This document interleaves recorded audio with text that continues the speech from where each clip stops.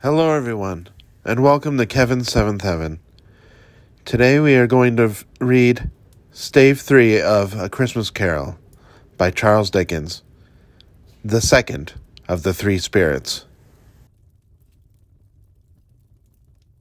Awaking in the middle of a prodigiously tough snore, and sitting up in bed to get his thoughts together, Scrooge had no occasion to be told that the bell was again upon the stroke of 1.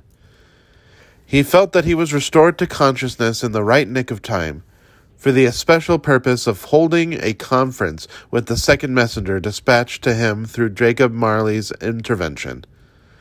But finding that he turned uncomfortably cold when he began to wonder which of his curtains this new spectre would draw back, he put them every one aside with his own hands, and lying down again, established a sharp lookout all around the bed. For he wished to challenge the spirit on the moment of its appearance, and did not wish to be taken by surprise and made nervous. Gentlemen of the free and easy sort, who plume themselves on being acquainted with a move or two, and being usually equal to the time of day, express the wide range of their capacity for adventure by observing that they are good for anything from pitch and toss to manslaughter, between which opposite extremes, no doubt, there lies a tolerably wide and comprehensive range of subjects. Without venturing for Scrooge quite as hardly as this, I don't mind calling on you to believe that he was ready for a good broad field of strange appearances, and that nothing between a baby and a rhinoceros would have astonished him very much. Now, being prepared for almost anything, he was not by any means prepared for nothing, and consequently, when the bell struck 1, and no shape appeared, he was taken with a violent fit of trembling. 5 minutes, 10 minutes, a quarter of an hour went by, yet nothing came. All this time he lay upon his bed, the very core and center of a blaze of ruddy light, which streamed upon it when the clock proclaimed the hour, and which, being only light, was more alarming than a dozen ghosts, as he was powerless to make out what it meant, or would be at, and was sometimes apprehensive that he might be at that very moment an interesting case of spontaneous combustion, without having the consolation of knowing it. At last, however, he began to think, as you or I would have thought at first, for it is always the person, not in the predicament, who knows what ought to have been done in it, and would unquestionably have done it too. At last, I say, he began to think that the source and secret of this ghostly light might be in the adjoining room, from whence, on further tracing it, it seemed to shine. This idea taking full possession of his mind, he got up softly, and shuffled in his slippers to the door. The moment Scrooge's hand was on the lock, a strange voice called him by his name, and bade him enter. He obeyed. It was his own room, there was no doubt about that, but it had undergone a surprising transformation. The walls and ceiling were so hung with living green that it looked a perfect grove, from every part of which bright gleaming berries glistened. The crisp leaves of holly, mistletoe, and ivy reflected back the light, as if so many little mirrors had been scattered there, and such a mighty blaze went roaring up the chimney as that dull petrification of a hearth had never known in Scrooge's time, or Marley's, or for many and many a winter season gone. Heaped up on the floor, to form a kind of throne, were turkeys, geese, game, poultry, brawn, great joints of meat, suckling pigs, long wreaths of sausages, mince pies, plum puddings, barrels of oysters, red-hot chestnuts, cherry-cheeked apples, juicy oranges, luscious pears, immense twelfth cakes, and seething bowls of punch, that made the chamber dim with their delicious steam. In easy state, upon this couch there sat a jolly giant, glorious to see, who bore a glorious torch, in shape not unlike Plenty's horn, and held it up, high up, to shed its light on Scrooge as he came peeping round the door. "Come in," exclaimed the ghost. "Come in and know me better, man." Scrooge entered timidly, and hung his head before the spirit. He was not the dogged Scrooge he had been, and though the spirit's eyes were clear and kind, he did not like to meet them. "I am the ghost of Christmas present," said the spirit. "Look upon me." Scrooge reverently did so, It was clothed in one simple deep green robe or mantle, bordered with white fur. This garment hung so loosely on the figure that its capacious breast was bare, as if disdaining to be warded or concealed by any artifice. Its feet, observable beneath the ample folds of the garment, were also bare, and on its head it wore no other covering than a holly wreath, set here and there with shining icicles. Its dark brown curls were long and free as its genial face, its sparkling eye, its open hand, its cheery voice, its unconstrained demeanor, and its joyful air. Girded round its middle was an antique scabbard, but no sword was in it, and the ancient sheath was eaten up with rust. "You have never seen the like of me before," exclaimed the spirit. "Never," Scrooge made answer to it. "Have never walked forth with the younger members of my family, meaning, for I am very young, my elder brothers born in these later years?" pursued the phantom. "I do not think I have," said Scrooge. "I am afraid I have not. Have you had many brothers, spirit?" "More than 1,800, said the ghost. "A tremendous family to provide for," muttered Scrooge. The ghost of Christmas present rose. "Spirit," said Scrooge submissively, "conduct me where you will. I went forth last night on compulsion, and I learned a lesson which is working now. Tonight, if you have aught to teach me, let me profit by it." "Touch my robe." Scrooge did as he was told, and held it fast. Holly, mistletoe, red berries, ivy, turkeys, geese, game, poultry, brawn, meat, pigs, sausages, oysters, pies, puddings, fruit, and punch, all vanished instantly. So did the room, the fire, the ruddy glow, the hour of night, and they stood in the city streets on Christmas morning, where, for the weather was severe, the people made a rough but brisk and not unpleasant kind of music, in scraping the snow from the pavement in front of their dwellings, and from the tops of their houses, whence it was mad delight to the boys to see it come plumping down into the road below, and splitting into artificial little snowstorms. The house fronts looked black enough, and the windows blacker, contrasting with the smooth white sheet of snow upon the roofs, and with the dirtier snow upon the ground, which last deposit had been ploughed up in the deep furrows by the heavy wheels of carts and wagons, furrows that crossed and recrossed each other hundreds of times, where the great streets branched off and made intricate channels, hard to trace in the thick yellow mud and icy water. The sky was gloomy, and the shorter streets were choked up with a dingy mist, half thawed, half frozen, whose heavier particles descended in a shower of sooty atoms, as if all the chimneys in Great Britain had, by one consent, caught fire, and were blazing away to their dear hearts' content. There was nothing very cheerful in the climate or the town, and yet was there an air of cheerfulness abroad that the clearest summer air and brightest summer sun might have endeavored to diffuse in vain? For the people who were shoveling away on the housetops were jovial and full of glee, calling out to one another from the parapets, and now and then exchanging a facetious snowball, better-natured missile far than many a wordy jest, laughing heartily if it went right, and not less heartily if it went wrong. The poulterers' shops were still half open, and the fruiterers were radiant in their glory. There were great, round, pot-bellied baskets of chestnuts, shaped like the waistcoats of jolly old gentlemen, lolling at the doors, and tumbling out into the street in their apoplectic opulence. There were ruddy, brown-faced, broad-girthed Spanish onions sitting in the fatness of their growth, like Spanish friars, and winking from their shelves in wanton slyness at the girls as they went by, and glanced demurely at the hung-up mistletoe. There were pears and apples clustered high in blooming pyramids. There were bunches of grapes, made in the shopkeeper's benevolence to dangle from conspicuous hooks that people's mouths might water gratis as they passed. There were piles of filberts, mossy and brown, recalling in their fragrance ancient walks among the woods, and pleasant shufflings ankle-deep through withered leaves. There were Norfolk biffins, squab and swarthy, setting off the yellow of the oranges and lemons, and in the great compactness of their juicy persons, urgently entreating and beseeching to be carried home in paper bags and eaten after dinner.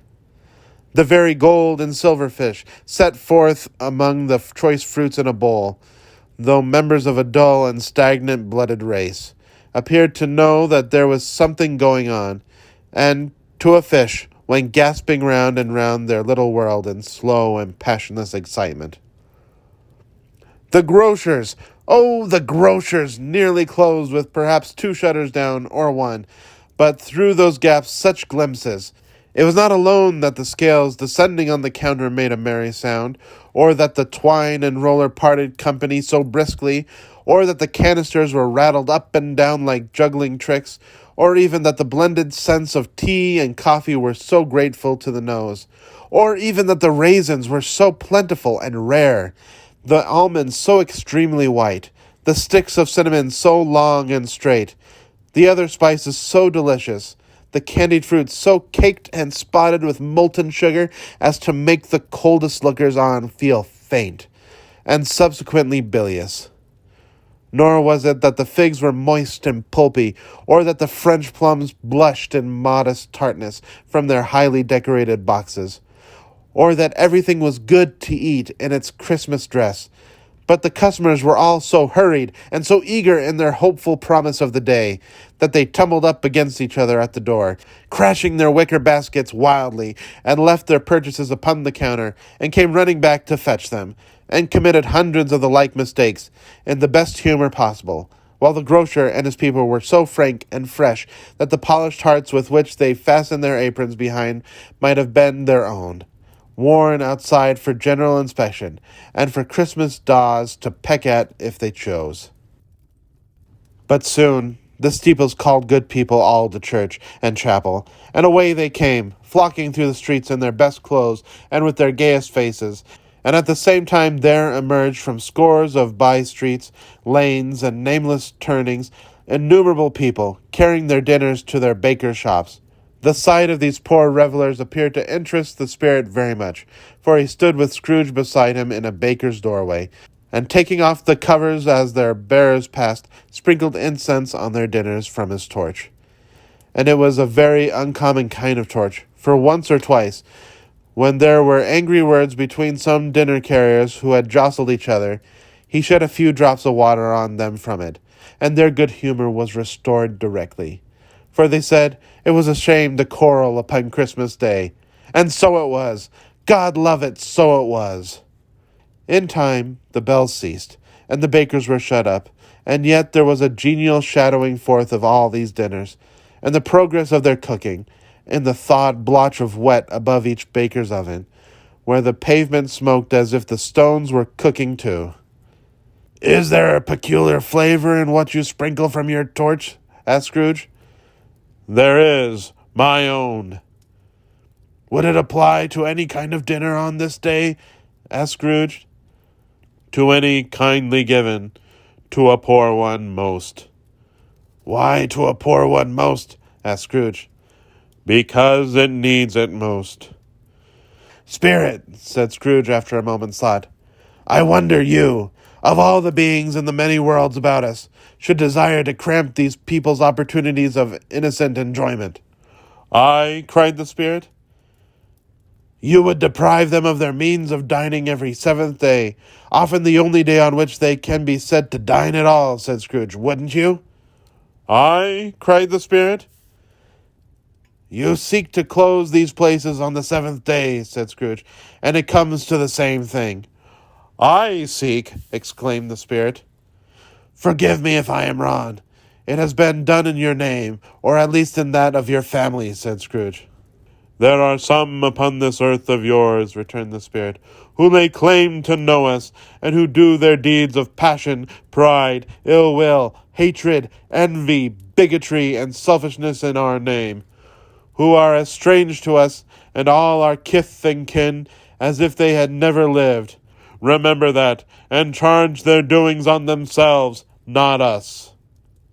Scrooge promised that he would, and they went on, invisible, as they had been before, into the suburbs of the town. It was a remarkable quality of the ghost, which Scrooge had observed at the baker's, that, notwithstanding his gigantic size, he could accommodate himself to any place with ease, and that he stood beneath a low roof, quite as gracefully, and like a supernatural creature, as it was possible he could have done in any lofty hall. And perhaps it was the pleasure the good spirit had in showing off this power of his, or else it was his own kind, generous, hearty nature, and his sympathy with all poor men, that led him straight to Scrooge's clerk. For there he went, and took Scrooge with him, holding to his robe, and on the threshold of the door the spirit smiled, and stopped to bless Bob Cratchit's dwelling with the sprinklings of his torch. Think of that! Bob had but 15 bob a week himself. He pocketed on Saturdays but 15 copies of his Christian name, and yet the ghost of Christmas present blessed his four-roomed house. Then up rose Mrs. Cratchit, Cratchit's wife, dressed out but poorly, in a twice-turned gown, but brave in ribbons, which are cheap, and make a goodly show for 6 pence. And she laid the cloth, assisted by Belinda Cratchit, second of her daughters, also brave in ribbons, while Master Peter Cratchit plunged a fork into the saucepan of potatoes, and getting the corners of his monstrous shirt-collar, Bob's private property, conferred upon his son and heir in honor of the day, into his mouth, rejoiced to find himself so gallantly attired, and yearned to show his linen in the fashionable parks. And now 2 smaller Cratchits, boy and girl, came tearing in, screaming that outside the baker's they had smelt the goose, and known it for their own. And basking in luxurious thoughts of sage and onion, these young Cratchits danced about the table, and exalted Master Peter Cratchit to the skies, while he, not proud, although his collars nearly choked him, blew the fire, until the slow potatoes, bubbling up, knocked loudly at the saucepan lid to be let out and peeled. "What has ever got your precious father, then?" said Mrs. Cratchit, "and your brother, Tiny Tim? And Martha warn't as late Christmas Day by half an hour." "Here's Martha, mother," cried the 2 young Cratchits. "Hurrah! There's such a goose, Martha!" "Why, bless your heart alive, my dear, how late you are," said Mrs. Cratchit, kissing her a dozen times, and taking off her shawl and bonnet for her, with officious zeal. "We'd a deal to work to finish up last night," replied the girl, "and had to clear away this morning, mother." "Well, never mind, so long as you are come," said Mrs. Cratchit. "Sit you down before the fire, my dear, and have a warm, Lord bless ye." "No, no, there's father coming," cried the 2 young Cratchits, who were everywhere at once. "Hide, Martha, hide!" So Martha hid herself, and in came little Bob, the father, with at least 3 feet of comforter, exclusive of the fringe, hanging down before him, and his threadbare clothes darned up and brushed to look seasonable, and Tiny Tim upon his shoulder. Alas for Tiny Tim! He bore a little crutch, and had his limbs supported by an iron frame. "Why, where's our Martha?" cried Bob Cratchit, looking round. "Not coming," said Mrs. Cratchit. "Not coming," said Bob, with a sudden declination in his high spirits, for he had been Tim's blood horse all the way from church, and he had come home rampant. "Not coming upon Christmas Day?" Martha didn't like to see him disappointed, if it were only in joke, so she came up prematurely from behind the closet door, and ran into his arms, while the 2 young Cratchits hustled Tiny Tim. Martha didn't like to see him disappointed, if it were only in joke, so she came out prematurely from behind the closet door, and ran into his arms, while the 2 young Cratchits hustled Tiny Tim, and bore him off into the wash-house, that he might hear the pudding singing in the copper. "And how did little Tim behave?" asked Mrs. Cratchit, when she had rallied Bob on his credulity, and Bob had hugged his daughter to his heart's content. "As good as gold," said Bob, "and better. Somehow he gets thoughtful, sitting by himself so much, and thinks the strangest things you ever heard. He told me, coming home, that he hoped the people saw him in the church, because he was a cripple, and it might be pleasant to them to remember upon Christmas Day who made lame beggars walk and blind men see." Bob's voice was tremulous when he gets thoughtful, sitting by himself so much, and thinks the strangest things you ever heard. He told me, coming home, that he hoped the people saw him in the church, because he was a cripple, and it might be pleasant to them to remember upon Christmas Day who made lame beggars walk and blind men see. Bob's voice was tremulous when he told them this, and trembled more when he said that Tiny Tim was growing strong and hearty. His active little crutch was heard upon the floor, and back came Tiny Tim before another word was spoken, escorted by his brother and sister to his stool beside the fire. And while Bob, turning up his cuffs, as if, poor fellow, they were capable of being made more shabby, compounded some hot mixture in a jug with gin and lemons, and stirred it round and round, and put it on the hob to simmer.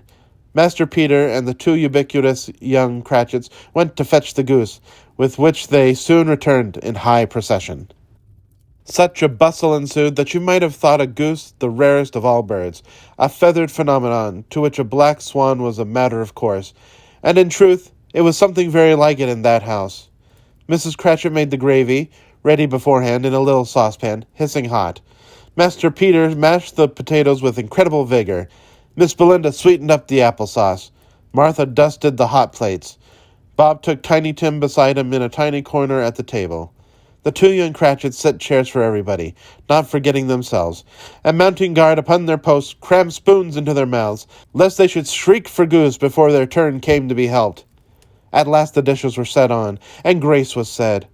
It was succeeded by a breathless pause, as Mrs. Cratchit, looking slowly all along the carving knife, prepared to plunge it in the breast. But when she did, and when the long-expected gush of stuffing issued forth, one murmur of delight arose all round the board, and even Tiny Tim, excited by the two young Cratchits, beat on the table with the handle of his knife, and feebly cried, "Hurrah!" There never was such a goose. Bob said he didn't believe there ever was such a goose cooked. Its tenderness and flavor, size and cheapness, were the themes of universal admiration. Eked out by applesauce and mashed potatoes, it was a sufficient dinner for the whole family. Indeed, as Mrs. Cratchit said with great delight, surveying one small atom of a bone upon the dish, they hadn't ate it all at last. Yet everyone had had enough, and the youngest Cratchits, in particular, were steeped in sage and onion to the eyebrows. But now the plates were being changed by Miss Belinda. Mrs. Cratchit left the room alone, too nervous to bear witnesses, to take the pudding up and bring it in. Suppose it should not be done enough. Suppose it should break in turning out. Suppose somebody should have got over the wall of the backyard and stolen it, while they were merry with the goose. A supposition at which the two young Cratchits became livid. All sorts of horrors were supposed. Hullo! A great deal of steam. The pudding was out of the copper. A smell like a washing day. That was the cloth. A smell like an eating house, and a pastry cook's next door to each other, with a laundress next door to that. That was the pudding.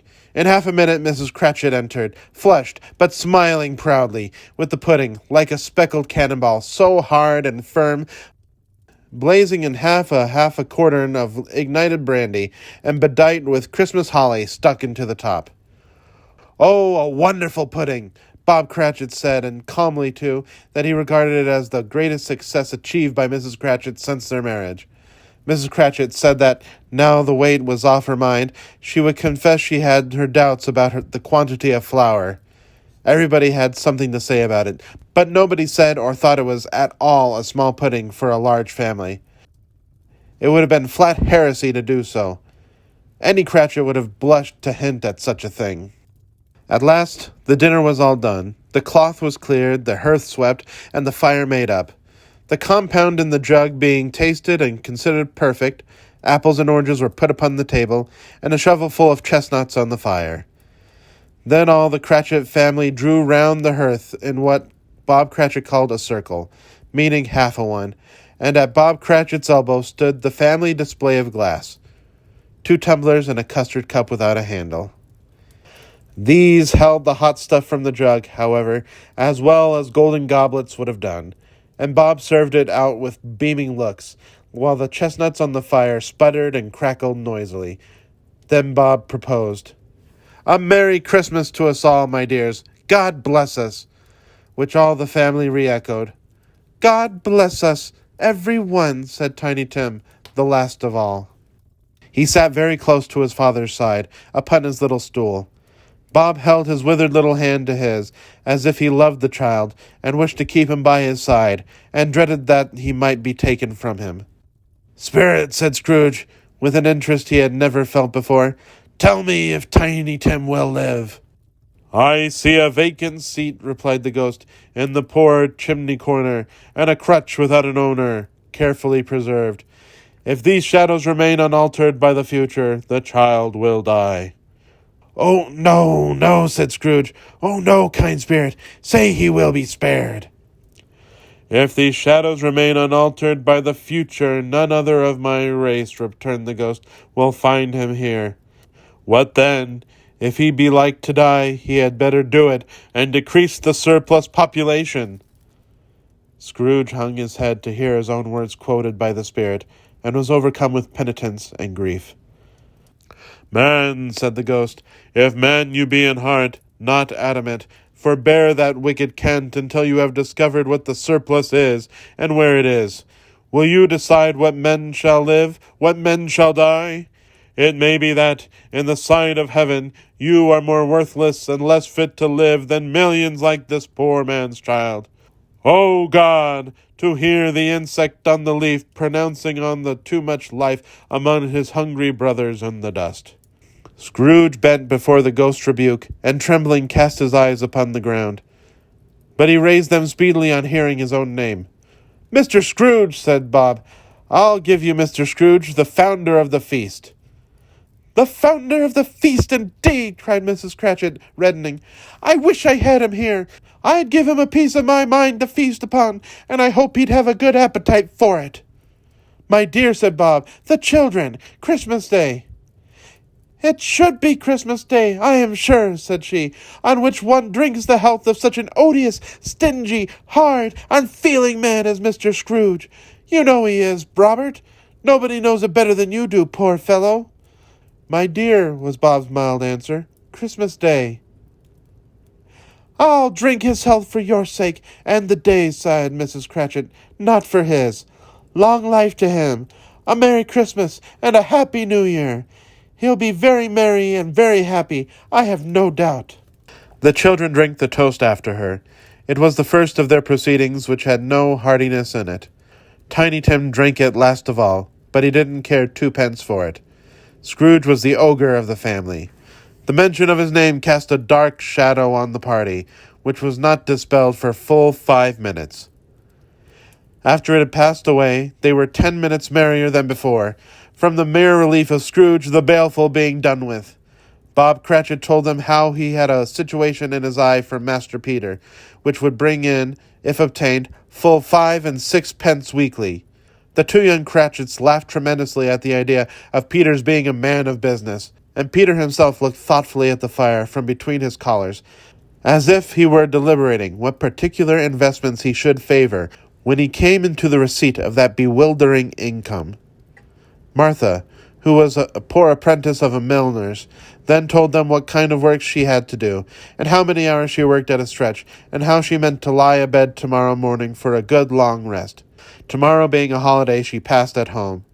Also, how she had seen a countess and a lord some days before, and how the lord was much about as tall as Peter, at which Peter pulled up his collar so high that you couldn't have seen his head if you had been there. All this time the chestnuts and the jug went round and round, and by and by they had a song about a lost child travelling in the snow, from Tiny Tim, who had a plaintive little voice, and sang it very well indeed. There was nothing of high mark in this. They were not a handsome family. They were not well dressed. Their shoes were far from being waterproof. Their clothes were scanty, and Peter might have known, and very likely did, the inside of a pawnbroker's. But they were happy, grateful, pleased with one another, and contented with the time. And when they faded, and looked happier yet in the bright sprinklings of the spirit's torch at parting, Scrooge had his eye upon them, and especially on Tiny Tim, until the last. By this time it was getting dark, and snowing pretty heavily, and as Scrooge and the spirit went along the streets, the brightness of the roaring fires in the kitchens, parlors, and all sorts of rooms was wonderful. Here the flickering of the blaze showed preparations for a cozy dinner, with hot plates baking through and through before the fire, and deep red curtains ready to be drawn to shut out cold and darkness. There, all the children of the house were running out into the snow to meet their married sisters, brothers, cousins, uncles, aunts, and be the first to greet them. Here, again, were shadows on the window blinds of guests assembling, and there a group of handsome girls, all hooded and fur-booted, and all chattering at once, tripped lightly off to some near neighbor's house, where, woe upon the single man who saw them enter, artful witches well they knew it, in a glow. But if you had judged from the numbers of people on their way to friendly gatherings, you might have thought that no one was at home to give them welcome when they got there, instead of every house expecting company, and piling up its fires half chimney high. Blessings on it, how the ghost exulted, how it bared its breadth of breast, and opened its capacious palm, and floated on, outpouring with a generous hand its bright and harmless mirth on everything within its reach. The very lamplighter, who ran on before, dotting the dusky street with specks of light, and who was dressed to spend the evening somewhere, laughed out loudly as the spirit passed, though little kenned the lamplighter that he had any company but Christmas. And now, without a word of warning from the ghost, they stood upon a bleak and desert moor, where monstrous masses of rude stone were cast about, as though it were the burial place of giants, and water spread itself wheresoever it listed, or would have done so, but for the frost that held it prisoner. And nothing grew but moss and furze and coarse rank grass. Down in the west, the setting sun had left a streak of fiery red, which glared upon the desolation for an instant, like a sullen eye, and frowning lower, lower yet, was lost in the thick gloom of darkest night. "What place is this?" asked Scrooge. "A place where miners live, who labor in the bowels of the earth," returned the spirit. "But they know me. See!" A light shone from the window of a hut, and swiftly they advanced toward it. Passing through the wall of mud and stone, they found a cheerful company assembled round a glowing fire.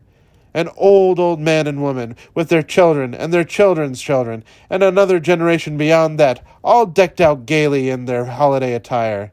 The old man, in a voice that seldom rose above the howling of the wind upon the barren waste, was singing them a Christmas song.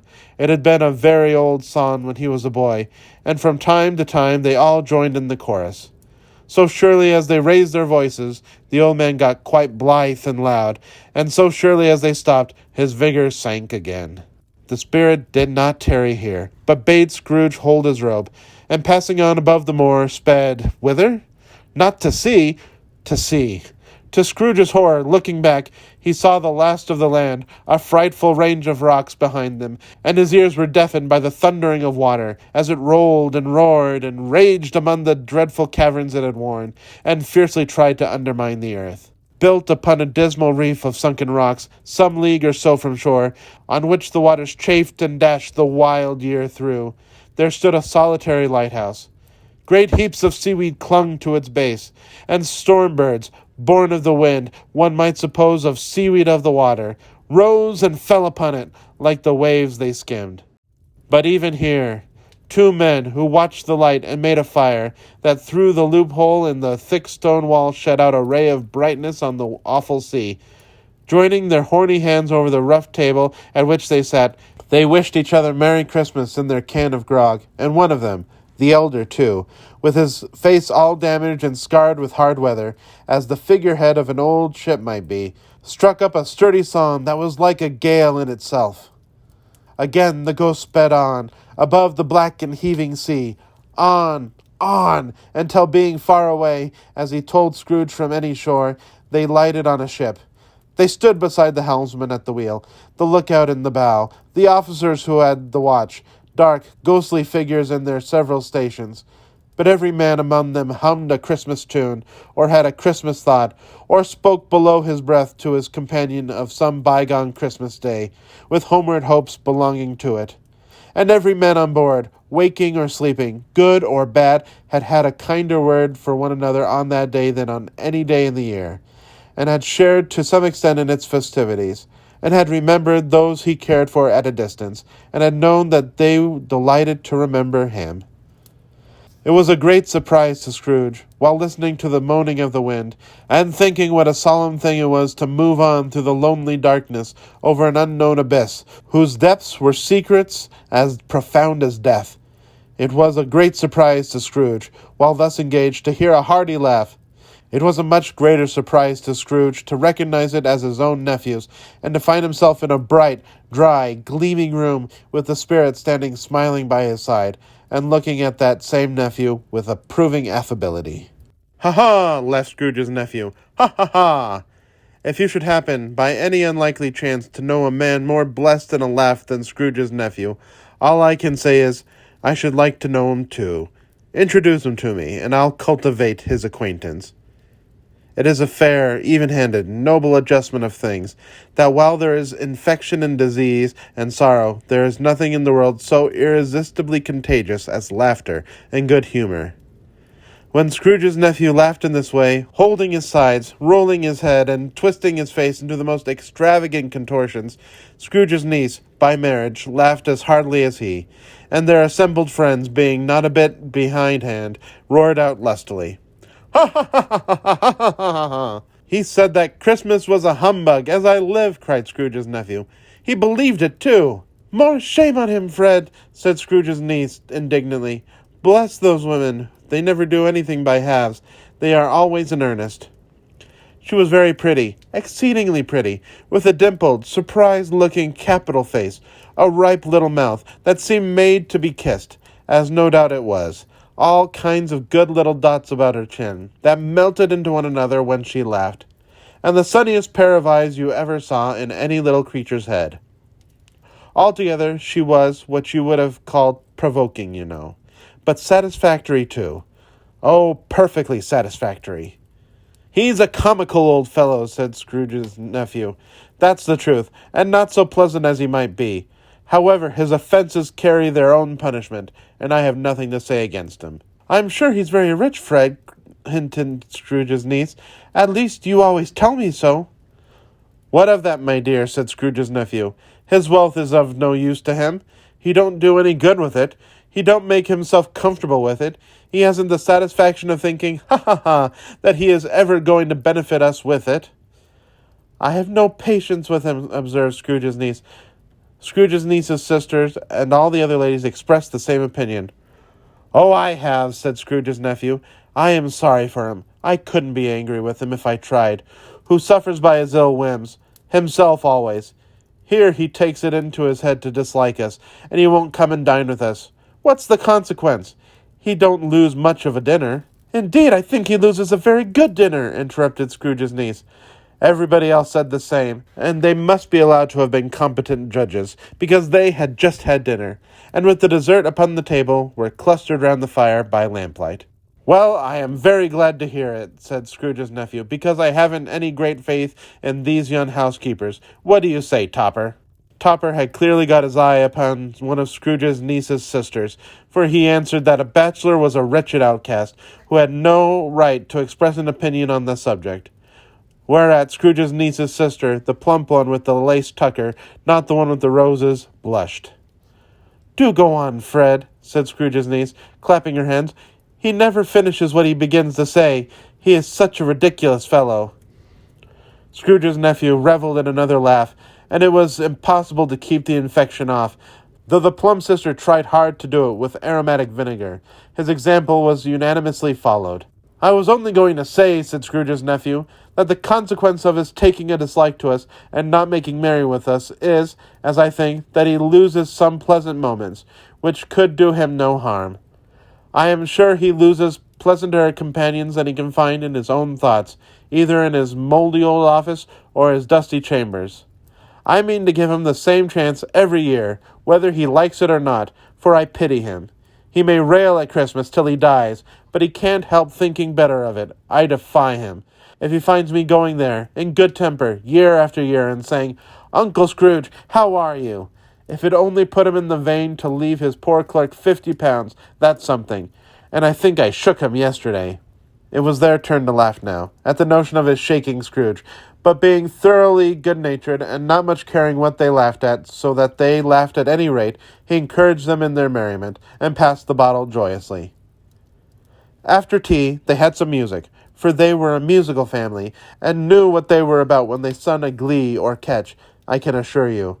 Especially Topper, who could growl away in the bass like a good one, and never swell the large veins in his forehead, or get red in the face over it.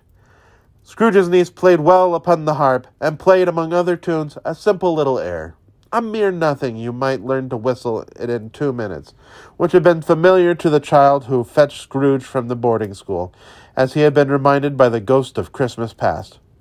When this strain of music sounded, all the things that ghost had shown him came upon his mind. He softened more and more, and thought that if he could have listened to it often, years ago, he might have cultivated the kindnesses of life for his own happiness, with his own hands, without resorting to the sexton's spade that buried Jacob Marley. But they didn't devote the whole evening to music. After a while they played at forfeits, for it is good to be children sometimes, and never better than at Christmas, when its mighty founder was a child himself. Stop! There was first a game of blind man's buff. Of course there was, and I no more believe Topper was really blind than I believe he had eyes in his boots. My opinion is that it was a done thing between him and Scrooge's nephew, and that the ghost of Christmas present knew it. The way he went after that plump sister and the lace tucker was an outrage on the credulity of human nature. Knocking down the fire irons, tumbling over the chairs, bumping up against the piano, smothering himself amongst the curtains. Wherever she went, there went he. He always knew where the plump sister was.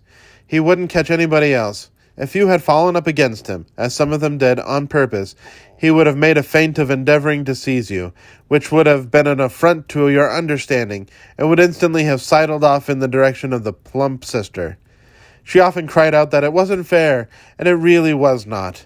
But when, at last, he caught her, when, in spite of all her silken rustlings and her rapid flutterings past him, he got her into a corner whence there was no escape, then his conduct was the most execrable. For his pretending not to know her, his pretending that it was necessary to touch her headdress, and further to assure himself of her identity by pressing a certain ring upon her finger, and a certain chain about her neck, was vile, monstrous. No doubt she told him her opinion of it when, another blind man being in office, they were so very confidential together behind the curtains. Scrooge's niece was not one of the blind man's buff party, but was made comfortable with a large chair and a footstool, in a snug corner where the ghost and Scrooge were close behind her. But she joined in the forfeits, and loved her love to admiration with all the letters of the alphabet. Likewise, at the game of how, when, and where, she was very great, and to the secret joy of Scrooge's nephew, beat her sisters hollow, though they were sharp girls too, as Topper could have told you. There might have been 20 people there, young and old, but they all played, and so did Scrooge, for wholly forgetting, in the interest he had in what was going on, that his voice made no sound in their ears. He sometimes came out with his guess quite loud, and very often guessed right too. For the sharpest needle, best Whitechapel, warranted not to cut in the eye, was not sharper than Scrooge, blunt as he took it in his head to be. The ghost was greatly pleased to find him in this mood, and looked upon him with such favour that he begged like a boy to be allowed to stay until the guest departed. But this, the spirit said, could not be done. "Here is a new game," said Scrooge. "1 half-hour, spirit, only one." It was a game called Yes and No, where Scrooge's nephew had to think of something, and the rest must find out what, he only answering to their questions yes or no, as the case was.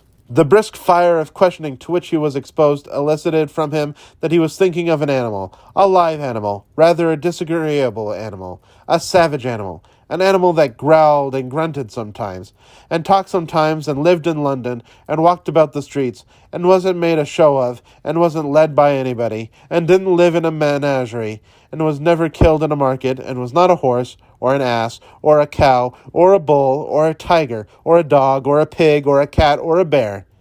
At every fresh question that was put to him, this nephew burst into a fresh roar of laughter, and was so inexpressibly tickled that he was obliged to get up off the sofa and stamp. At last the plump sister, falling into a similar state, cried out, "I have found it out! I know what it is, Fred! I know what it is!" "What is it?" cried Fred. "It's your Uncle Scrooge!" Which it certainly was. Admiration was the universal sentiment, though some objected that the reply to "Is it a bear?" ought to have been yes, inasmuch as an answer in the negative was sufficient to have diverted their thoughts from Mr. Scrooge, supposing they had ever had any tendency that way. "He has given us plenty of merriment, I am sure," said Fred, "and it would be ungrateful not to drink his health. Here is a glass of mulled wine ready to our hand at the moment, and I say, 'Uncle Scrooge!' 'Well, Uncle Scrooge,' they cried. 'A Merry Christmas and a Happy New Year to the old man, whatever he is,' said Scrooge's nephew. 'He wouldn't take it from me, but may he have it, nevertheless. Uncle Scrooge!'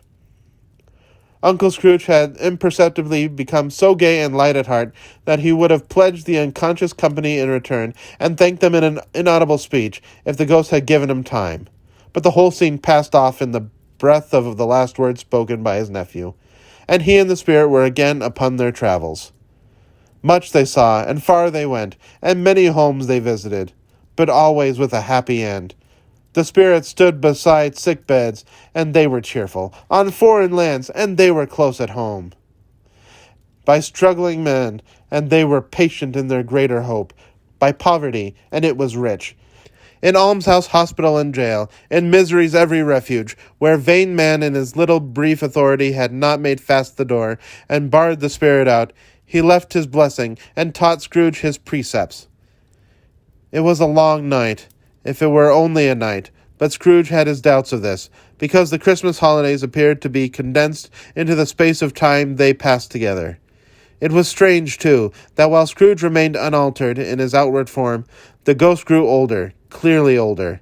Scrooge had observed this change, but never spoke of it until they left a children's 12th night party, when, looking at the spirit as they stood together in an open place, he noticed that its hair was gray. "Are spirits' lives so short?" asked Scrooge. "My life upon this globe is very brief," replied the ghost. "It ends tonight." "Tonight!" cried Scrooge. "Tonight, at midnight. Hark, the time is drawing near." The chimes were ringing the 11:15 at that moment. "Forgive me if I am not justified in what I asked," said Scrooge, looking intently at the spirit's robe, "but I see something strange and not belonging to yourself protruding from your skirts. Is it a foot or a claw?" "It might be a claw, for the flesh there is upon it," was the spirit's sorrowful reply. "Look here." From the foldings of its robe it brought 2 children, wretched, abject, frightful, hideous, miserable. They knelt down at its feet, and clung upon the outside of its garment. "Oh, man, look here! Look down here!" exclaimed the ghost. They were a boy and a girl.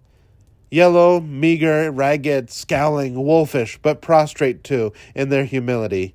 Where graceful youth should have filled their features out and touched them with its freshest tints, a stale and shriveled hand, like that of old age, had pinched and twisted them, and pulled them into shreds. Where angels might have sat enthroned, devils lurked, and glared out menacing. No change, no degradation, no perversion of humanity in any grade, though all the mysteries of wonderful creation has monsters half so horrible and dread. Scrooge started back, appalled.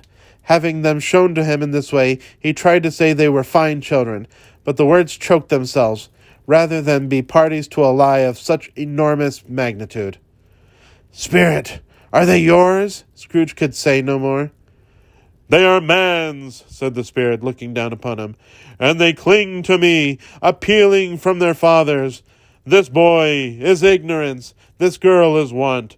Beware them both, and all of their degree. But most of all beware this boy, for on his brow I see that written which is doom, unless the writing be erased. Deny it," cried the spirit, stretching out his hand towards the city. "Slander those who tell it ye. Admit it for your factious purposes, and make it worse, and bide the end." "Have they no refuge or resource?" cried Scrooge. "Are there no prisons?" said the spirit, turning on him for the last time with his own words. "Are there no workhouses?" The bell struck 12. Scrooge looked about him for the ghost, and saw it not. As the last stroke ceased to vibrate, he remembered the prediction of Jacob Marley, and lifting up his eyes, beheld a solemn phantom, draped and hooded, coming like a mist along the ground towards him. Thank you for listening to Stave 3 of A Christmas Carol by Charles Dickens. Please like, comment on, and share this video. Also, please subscribe to Kevin 7th Heaven on YouTube, and make sure that notification bell is set to all. Anyway, Merry Christmas, ta-ta for now, love you all.